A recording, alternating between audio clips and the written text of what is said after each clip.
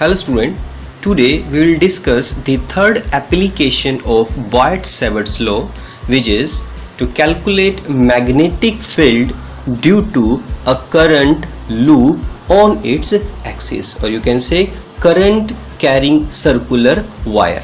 उसके एक्सिस पे हमें मैग्नेटिक फील्ड फाइंड करना है. This is the circular ring.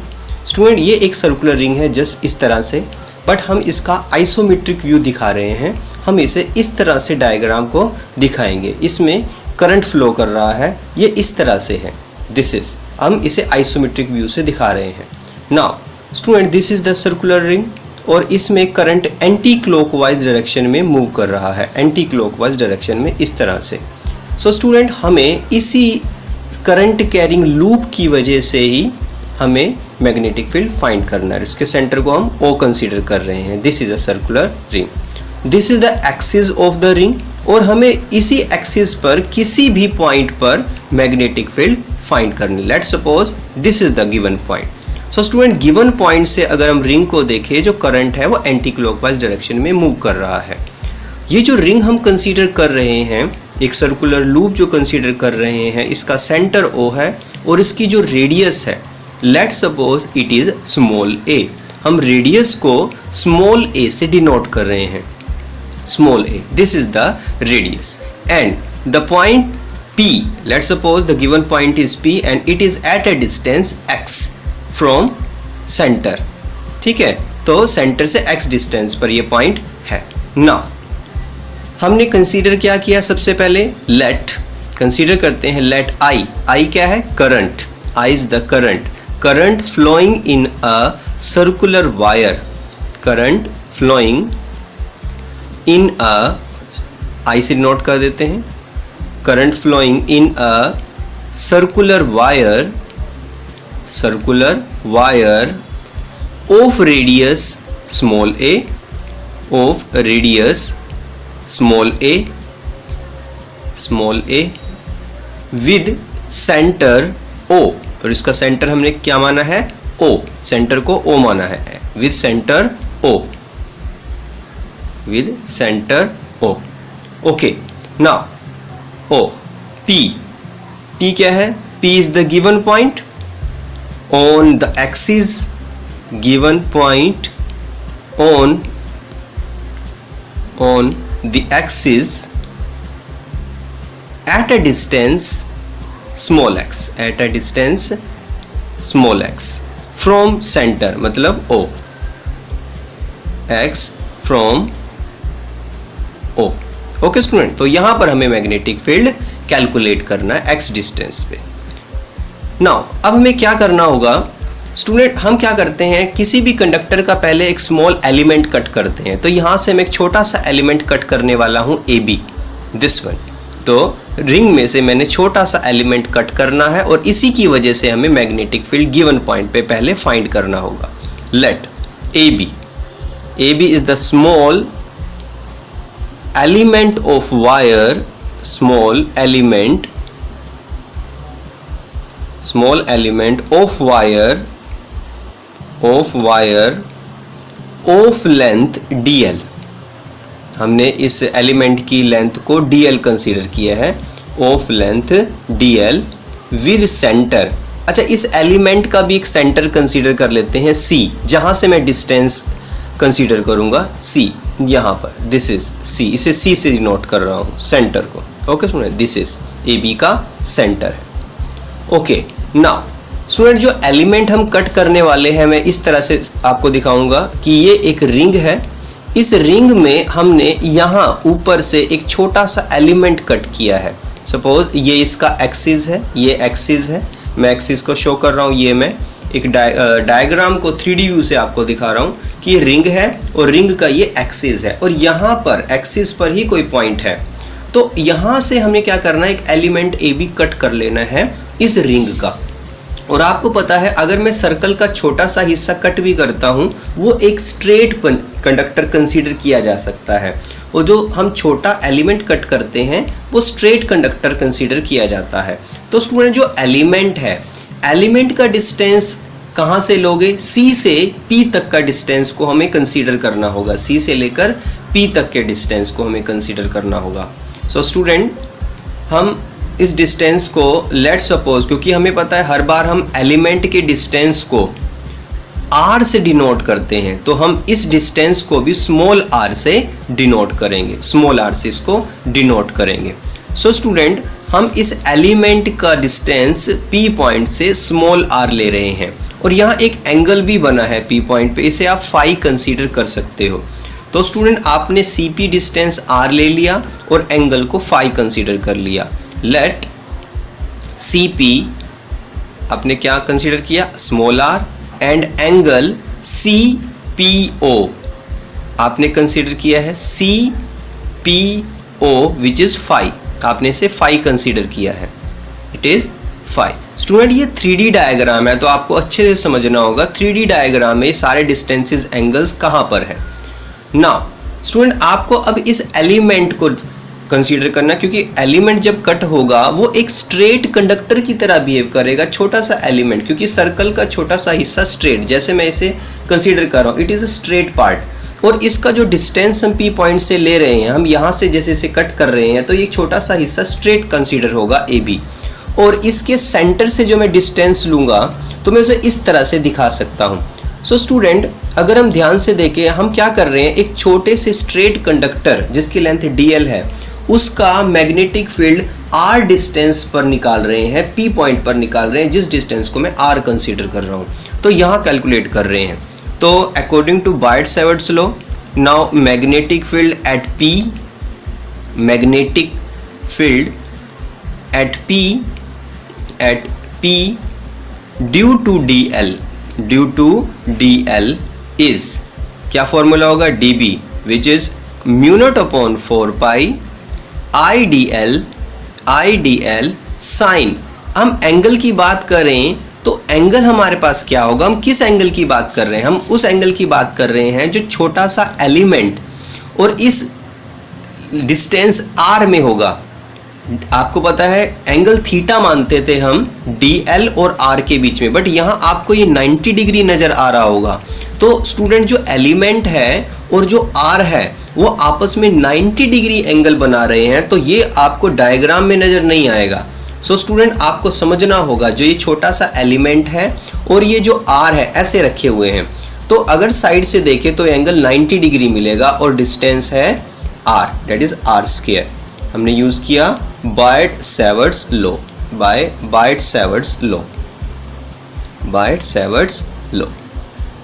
Okay, now बात कर लेते हैं इस मैग्नेटिक फील्ड की डायरेक्शन की। अगर इसे सॉल्व करें, सबसे पहले आंसर बनेगा mu naught upon 4 pi IDL sign 91 होता है divide by R square. This is equation number first. अच्छा, तो हम डायरेक्शन की बात कर रहे थे, डायरेक्शन कैसे कंसीडर करें। स्टूडेंट, ये एक तरह का, मैंने कहा कि इस सर्कल का, इस रिंग का छोटा सा हिस्सा है, डेट ये स्ट्रेट पार्ट है, और स्ट्रेट पार्ट के चारों तरफ मैग्नेटिक फील्ड कैसा होता है, सर्कुलर, क्योंकि हमें तो R डिस्टेंस पर फाइंड करना है। तो स्टूडेंट, अगर मैं इसे कंडक्टर कंसीडर करूँ, राइट हैंड थंब रूल कहता है अगर करंट ऊपर जा रहा है तो जो करंट मैग्नेटिक फील्ड इसके चारों तरफ सर्कल बनाएगा, वो सर्कल दूर तक जा सकते हैं। अगर मैं एक ऐसा सर्कल बनाऊं जिसकी रेडियस R के बराबर है, मतलब वो P पॉइंट से होकर जा रहा है सर्कल, मतलब यहाँ पर मैग्नेटिक फील्ड है, तो यहाँ पर मैग्नेटिक फील्ड दिखाने के लिए क्या करोगे, उस सर्कल पर एक टेंजेंट लगाओगे, और वो टेंजेंट ऐसा टेंजेंट होगा जो कि इस सर्कल की रेडियस के साथ 90 डिग्री एंगल बनाएगा, मतलब R के साथ 90 डिग्री एंगल बनाती हुई एक लाइन आपको लगानी है। इस लाइन के साथ 90 डिग्री एंगल बनाती हुई एक लाइन लगानी है, यही इस सर्कल का टेंजेंट होगा।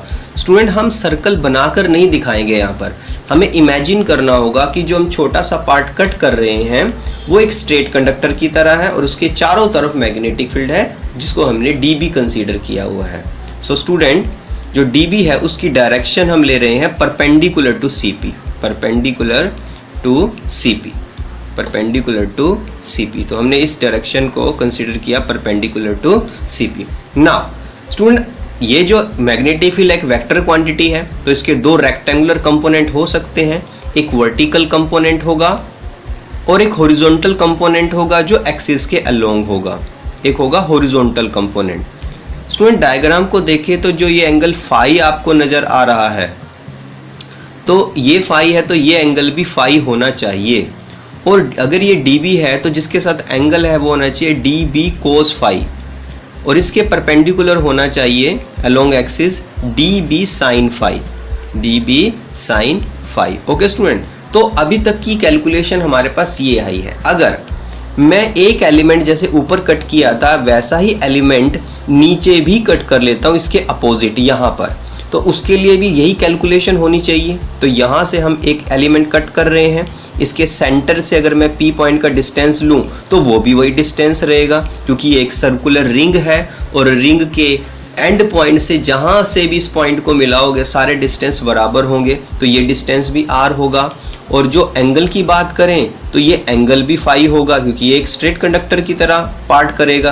तो इसी तरह इसके चारों तरफ भी सर्कल बनेंगे, बट इस केस में करंट अंदर जाएगा, वहाँ से अगर करंट बाहर आ रहा है तो यहाँ से अंदर जाएगा।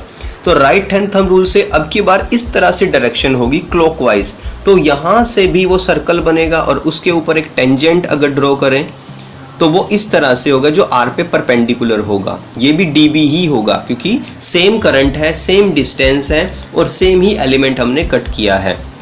ये एंगल फाई है, तो इसके भी दो रेक्टेंगुलर कंपोनेंट होंगे मैग्नेटिक फील्ड के, एक होगा वर्टिकल कंपोनेंट, एक होगा हॉरिजॉन्टल कंपोनेंट। ये फाई है तो ये एंगल भी कितना होगा, फाई।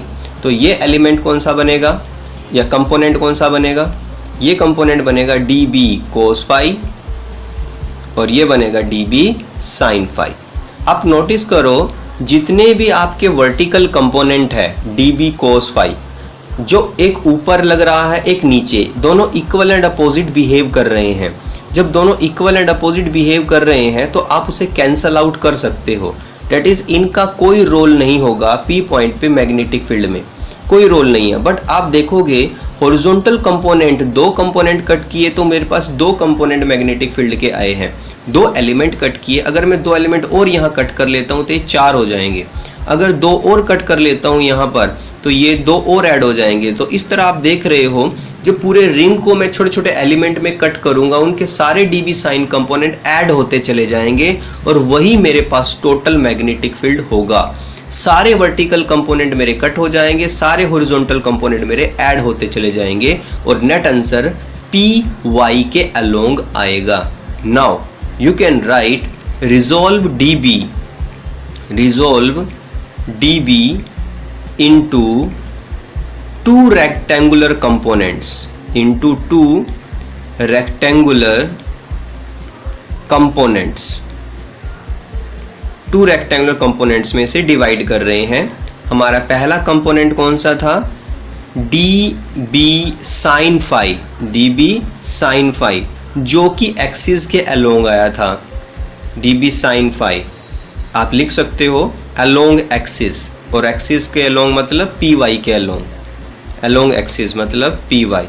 और जो सेकंड कंपोनेंट था आपका वो था dB cos phi, dB cos phi, और ये था आपका परपेंडिकुलर टू एक्सिस। ये तो कैंसल आउट हो जाते हैं, इनकी वजह से नेट मैग्नेटिक फील्ड नहीं आना है, इन्हें आप कैंसिल कर सकते हो, ये कैंसिल हो जाएंगे।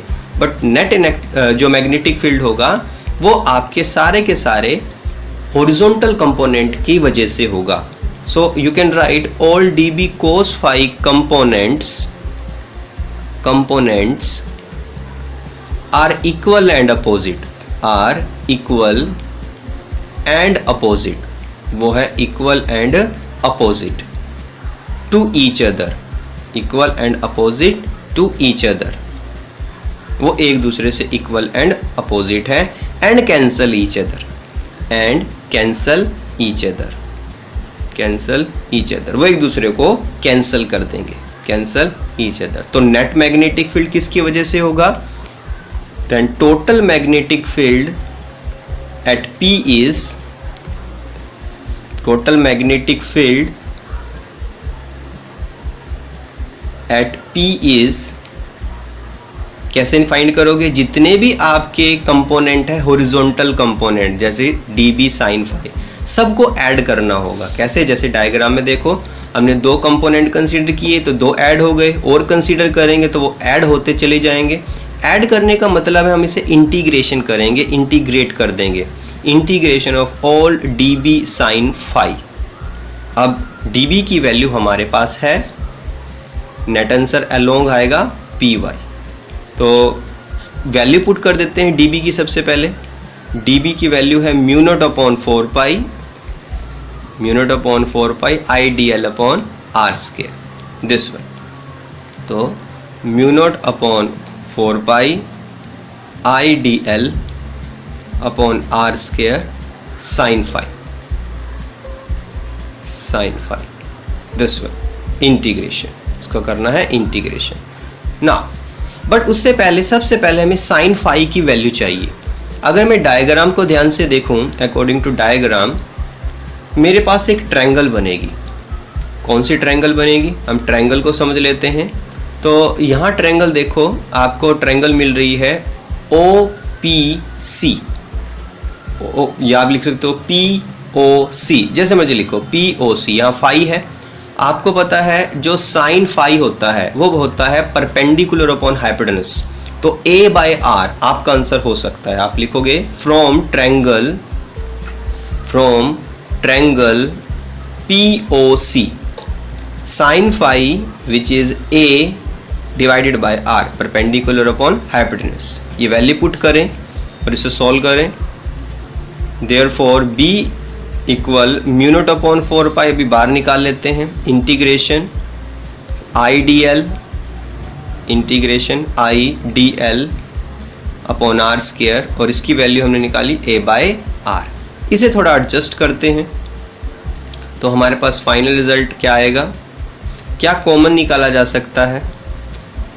और B which is equal mu naught upon 4 pi, student I और A भी बाहर निकाले जा सकते हैं, अपॉन R क्यूब हो गया। अब आर स्केयर में R ऐड होके R क्यूब, क्या बचा सिर्फ DL, क्योंकि आपने जो एलिमेंट कट किया था DL लेंथ का वो पूरे रिंग में से किया था। और जो R है, देखो ये डिस्टेंस में R बता रहा हूँ, ये भी R डिस्टेंस है, ये भी R डिस्टेंस है, ये भी R डिस्टेंस है। जितने भी एलिमेंट आप कंसीडर करोगे सबका R डिस्टेंस इक्वल होगा, वो चेंज नहीं हो सकता, इसलिए हमने इसे बाहर ले लिया इंटीग्रेशन के।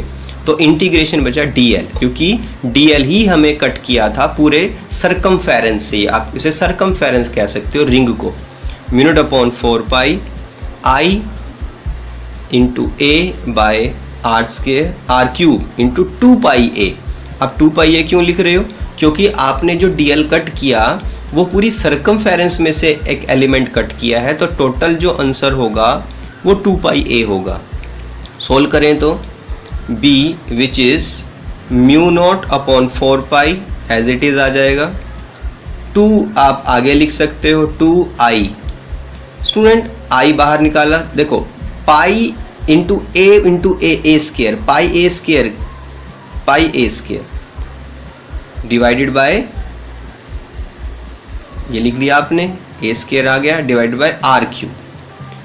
But student pi A square क्या है, पाई A स्केयर है एरिया ऑफ द सर्कल। आप जैसे पाई R स्केयर करते हो, मगर यहाँ रेडियस A है, तो आप लिख सकते हो mu naught upon 4 pi 2 pi capital A divide by R cube, जहाँ पर पाई A स्केयर आपने क्या लिया है, एरिया कंसीडर किया है। ओके स्टूडेंट, सो यहाँ पर आपका फॉर्मूला एक सोल्व हो सकता है, ये भी हमारा फाइनल रिजल्ट है। बट इसमें हम R की वैल्यू अगर पुट करें तो इसे और सोल्व किया जा सकता है।